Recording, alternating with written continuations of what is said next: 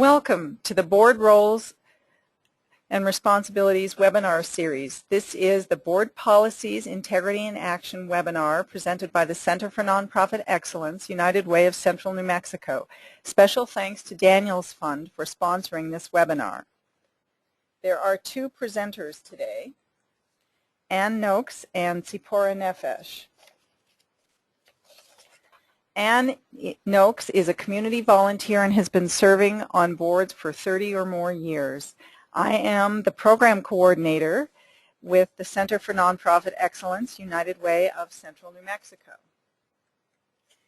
And today we are talking about board policies, integrity in action. The first question that everyone always asks is, why do we have to have policies? And policies are needed for a couple of reasons. The first is to protect the integrity, or to protect the organization and safeguard its assets. And by this we don't mean just fiscal assets. We need all assets to protect people, land, buildings, money, savings accounts. It doesn't matter what it is, but the policies protect every aspect of an agency and its workings. And the other reason is to maintain the legal and ethical integrity of the agency, and this is something that we all are hoping and striving to accomplish. And policies protect everyone involved with an organization, the clients, the donors, the staff, and the board. Clients deserve to have their confidentiality protected and to be treated with respect and dignity. Donors deserve to have their information kept confidential and their wishes followed. Staff is protected with policies by treating everyone the same and delineating the expectations of staff members, spelling everything out so everybody understands. And then the board is protected by policies, and they also demonstrate their responsibility for ethical management by having policies in place.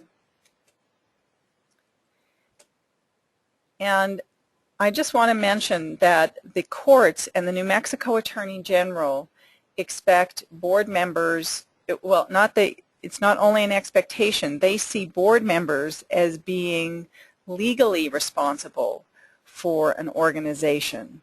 So they turn to, if something happens within an agency, they turn to the board and look at their actions. And they expect board members to act as a reasonably prudent person would. And one of the things a reasonably prudent person does is have insurance. And there are different kinds of insurance. There's directors and officers liability insurance, also referred to as D&O. There's general liability insurance. There's employment practices liability. And then there's sexual abuse and molestation liability. Let's just talk a little bit in detail about these. Directors and officers liability protect board members. If a suit is filed against an agency, board members are usually included in the suit, or the board is included in the suit. And this means that each board member can be named in the suit individually. D&O insurance protects you as board members, and it protects the agency. If there is a suit, a lawyer will, and there is D&O insurance, the D&O insurance will cover the cost of the lawyers and any defense up to the limits of the insurance policy. And you need to look, as a board, you need to look at how liable you think you are. If you are running a program using dealing with vulnerable population, you may want a large amount of D&O insurance. I'm on a board that carries $3 million per incident. Then I'm also on other boards that they don't carry as much. The amount is determined by the board of directors and their insurance agent in a in a conversation so that you know that you're fully covered. And personally, I will not be serve on a board that does not have D&O insurance. People say, well, we're not going to get sued. Well, you know, you just can't always count on that as a fact. So my recommendation is that every board needs some form of D&O insurance. General liability insurances are all those insurances that all prudent people carry. Fire, accident, general liability for the buildings and for the staff. If you have cars, it covers all of the auto insurances too. Employment practices liability is insurance against wrongdoings by employees. And the word on the street is, oh, that's not right? No, and the reason why you want to have employment practices liability is because most claims or most lawsuits against an organization happen around employment issues. And so this will help you in that scenario.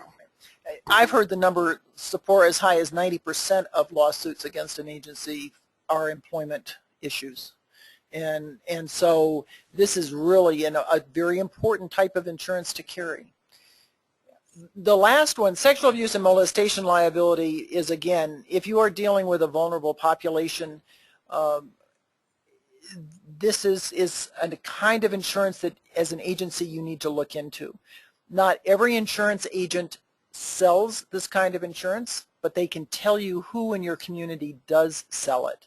And again, this is something to look into if you are dealing with vulnerable population, especially if you're dealing with kiddos. Right, and a vulnerable population can be defined as children, at-risk youth, or adults who cannot speak for themselves or defend themselves. So today we are going to cover bylaws, the policies that govern the board. We're going to have a discussion about the difference between policies versus procedures, and talk about why it's necessary to have written policies. We will touch on the IRS Big Three, and then lastly we will talk about personnel and financial policies. Bylaws are a very important document that every 501c3, every not-for-profit has. And these are the policies for the board. The bylaws outline how the board will operate, how many people are on the board, how often you meet, what a quorum is, what officers you have, how you call special meetings. All of those details are outlawed in the bylaws. Or outlined, thank you, are outlined in the bylaws. And the board must operate within the bylaws. If there's ever a question, again, going back to a lawsuit, one of the things that lawyers always want to see are the bylaws to be sure that you are in compliance with the policies as a board. It's very important that your bylaws be reviewed. A lot of places review them yearly. Most places review them every other year. If your bylaws have not been reviewed in the last couple of years, you need to have them reviewed. Things have changed. The old bylaws from a couple of years ago used to talk about mailing out the board agenda by the U.S. Postal Service 5 working days before a board meeting. Now agencies are using email because it's cheaper and quicker and easier. But if your bylaws state that that's how the agendas and the board packets are going to be disseminated, you have to do it that way because that's what the policy of the board says. So you need to review them and be sure that they're up to date. If there ever are any substantial or substantive changes, you need to amend the bylaws, and there is a way written into the bylaws as to how to change them. Usually it's 2/3 vote or 3/4 vote or something more than just a simple quorum. But they need to be up to date and they need to be abided by. Let's talk about other policies and procedures. Policies are the purview of the board. The board states policies, they pass them, and they write them down. They're included in the minutes, and they need to be very short, concise, and general. The procedures are the purview of the staff, and that is how the policies are implemented. These are written by the staff, and they can be changed every day. I mean, if a procedure says something, they can, if it doesn't work, then they can change it. Let's take an example. If you drive kids in your program, the board may pass or has to have a policy, since it's law, that a child must be in a car restraint that's age appropriate and size appropriate. Period. That's the policy. That says that every child that's transported by the agency must be in a legal and proper car restraint. The procedure is, how is this done? Who trains the staff? How often this training is done? Who provides the car seats? Who installs the car seats in the car? Can you use a car seat that doesn't belong to the agency? All of the details of using car seats are covered in the procedures, and the staff must be trained on these procedures. This board does not get involved in the day-to-day operation. Those are procedures, and that is staff-driven.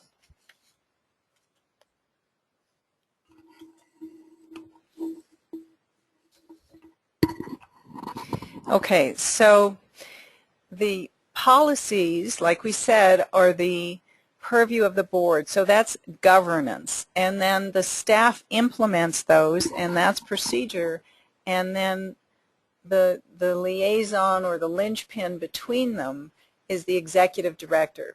So the executive director is informing the board on what policies may be necessary or what policies may need to be reviewed, and then the executive director is also taking those policies created by the board and informing the staff of what the policies are and that procedures need to be created to align with those policies.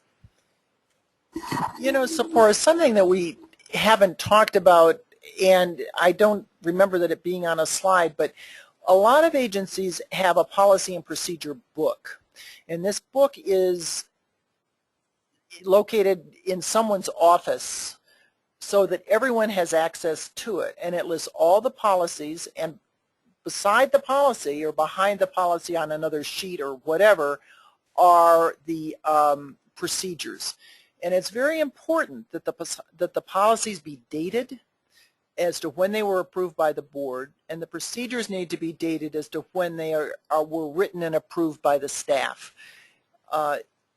This means that everything is in one place. So if anyone ever has a question like, oh my gosh, what do we do about fire drills? They can go to the policy and procedure manual, look up under safety, subset fire drills, and it will be in there. It will say that they will be conducted, and then the procedures will say who does them, when, how often, how they're recorded, et cetera, et cetera. So that I think that we talk about policies, but we really don't want them just on little scraps of paper all over the agency.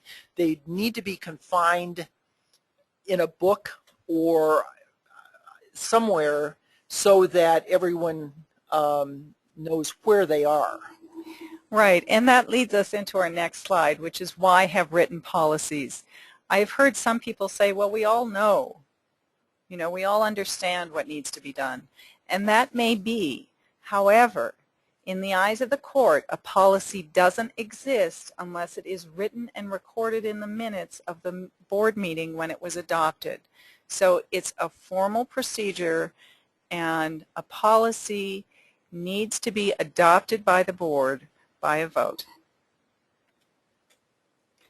And then in the last few years, the IRS has changed their 990, and they are now asking questions to see if you have these three policies. And the first one is conflict of interest. They want to know that you have it. And let me cover, I'll describe all three and then we'll go into more detail. So the second one they ask about is record retention and destruction, and the third one is the whistleblower policy. Now, it's not a law. You don't have to have these policies. You can say no to the IRS. However, it's a bit of a red flag. So it behooves every organization to make sure you have, at a minimum, these three policies. Now, conflict of interest conflict of interest policy should be reviewed and a conflict of interest statement signed annually by board members. And this is to say that they understand what a conflict of interest is and that they will not benefit personally from the actions of the board. So for instance, if a board member has a printing business and the nonprofit needs new brochures printed, the board member says, well, I can do it for you at a deal. That's all well and good, but the board needs to be transparent and have a procedure or a process in place for how they will handle this. It doesn't mean that that board member cannot be on the board, and it doesn't mean that they cannot get the business. However, the board member needs to recuse themselves from all discussion and any decision about who will get the printing business, and the procedure should be that they put it out to bid and they look to see who else can bid on the job and what they're offering as a cost. And then the board, without that board member who has the printing business, looks at all of the bids and decides which one will be best for the organization. And this can be challenging in small towns. Yeah, I think one of the things I sometimes forget, and I say in Albuquerque there are lots of printers, and so that's not an issue. In a very small town there may be one printer or two printers or two carpenters if you want shelves built, or there may not be any, or it may be someone's brother who's on the board, or it may be someone's mother. Again, what we need to be sure is that it's transparent. We don't want someone in town calling the radio station or a regional newspaper and saying, well, everyone who's on that board is getting rich off of that agency. We need to be very sure that bids go out and that it's open. It's an open process as to who gets the business. And then again, as Sephora said, the person on the board who might get the contract cannot be in the room. They have to leave the room. And it has to be so in the minutes that the person did not take a vote, did not have anything to do with that decision. Correct. All right. And the next policy is record retention and destruction. And that talks about how you handle all of the records for the organization. So board minutes. Board minutes must be kept in perpetuity. And board minutes need to be a hard copy, and they should be signed by the board secretary.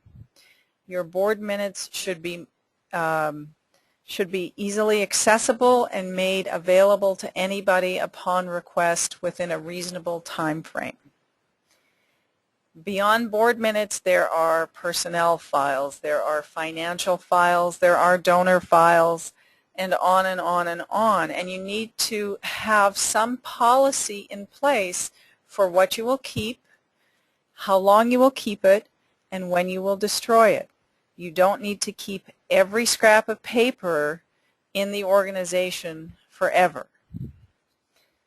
And you can go online and you can find listings of sample record retention policies. The things that must be kept in perpetuity are bylaws, articles of incorporation, audits, any legal actions, the minutes. These must be kept forever and ever. Everything else has its own amount of time that it can be maintained. You don't need to keep the books of that the receptionist writes down, your husband called, you don't need to keep those in perpetuity. You may want to keep it for a month after the last message was in there. I mean, that's up to the agency. But there are legal limits on how long you have to keep personnel records, how long you have to keep insurance policies, how long you have to keep contracts, and it's all listed, and if you can't find it online, your CPA or whoever does your audit can certainly provide you with that information. Right, and then the last policy is the whistleblower protection policy, and that's so if somebody within the organization thinks that there is wrongdoing going on, that they can report that without any fear of retribution. And you can have a very complex and complicated whistleblower protection policy, or it can be a very simple one-paragraph protection policy. And if you can find a third party, like a lawyer, just to say that he will take those calls, and then you can write that into your policy and say, if there is any whistleblower needs to make a report, this is who you report it to, and you let staff and stakeholders know. That's your board policy. The two largest sections in a policy manual are personnel and financial or fiscal policies. The personnel policies, again, going back to 90% of lawsuits contain personnel issues or go back to personnel issues.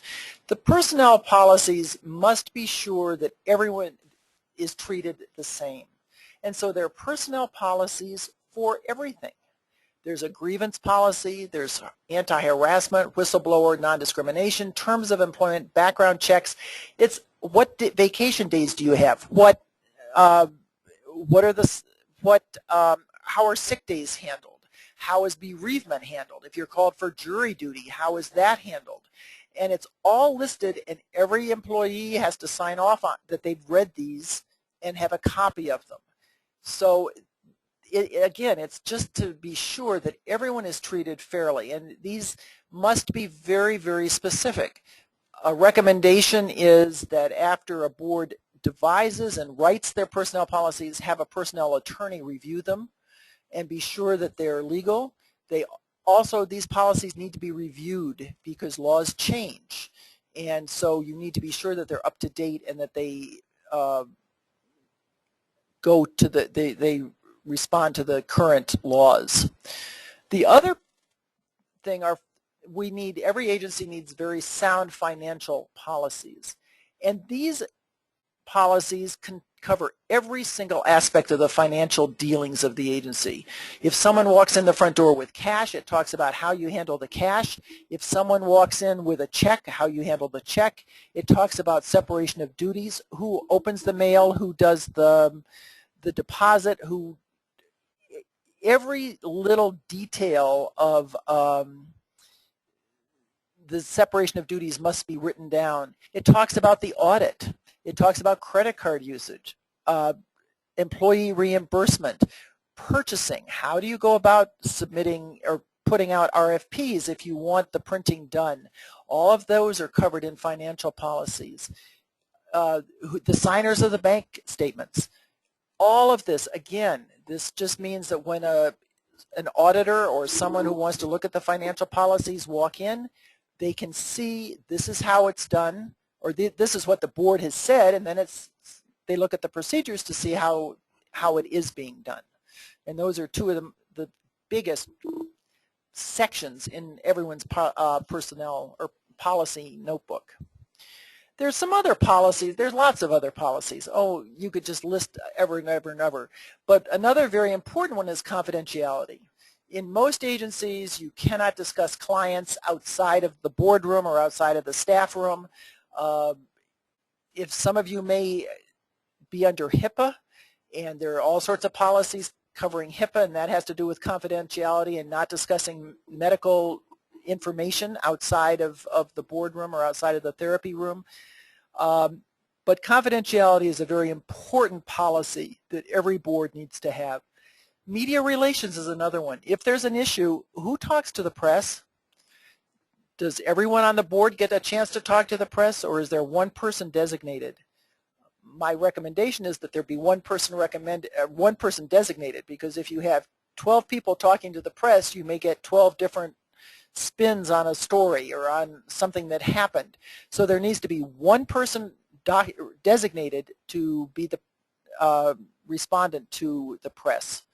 Inclement weather, again, what happens to the office if it snows and people can't get through the canyon, or people can't get from Mora to Santa Fe, or they can't get out of Farmington?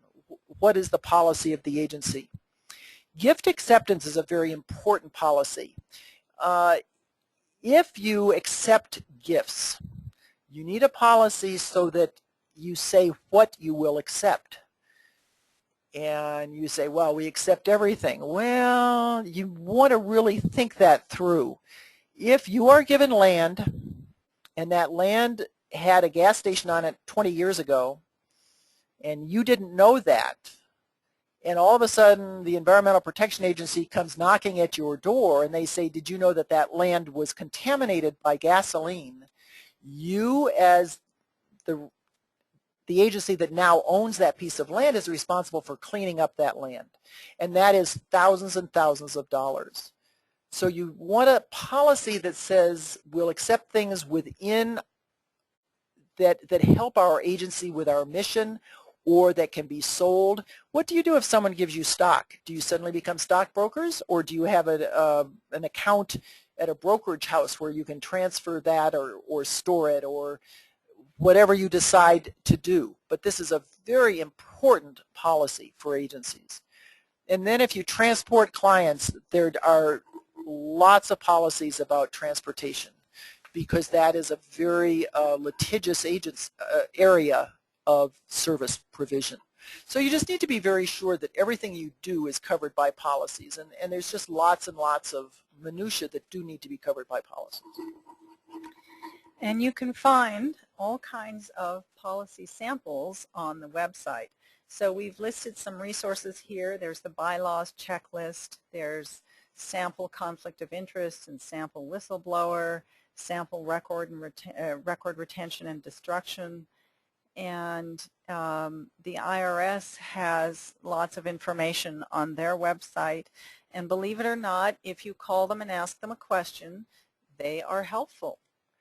And then we have BoardSource, which has a nonprofit sampler that you can purchase, and with just a ton of different sample policies. So I think another good source is the nonprofit, is the Center for Nonprofit here at United Way that is putting this on today, because Sephora has lots of ideas about where samples can be located, or she has sample policies. With the advent of the computer, you do not have to sit down and write policies from scratch anymore. I mean, you can look up conflict of interest, you can look up confidentiality, you can look up all of these and then adapt what you find online to your specific agency. So it is not the daunting task that it was before computer and before, 10 years ago. So be sure that if these resources don't provide what you need, the center is always here, and we're more than willing to help you locate a policy. thank you for your time today.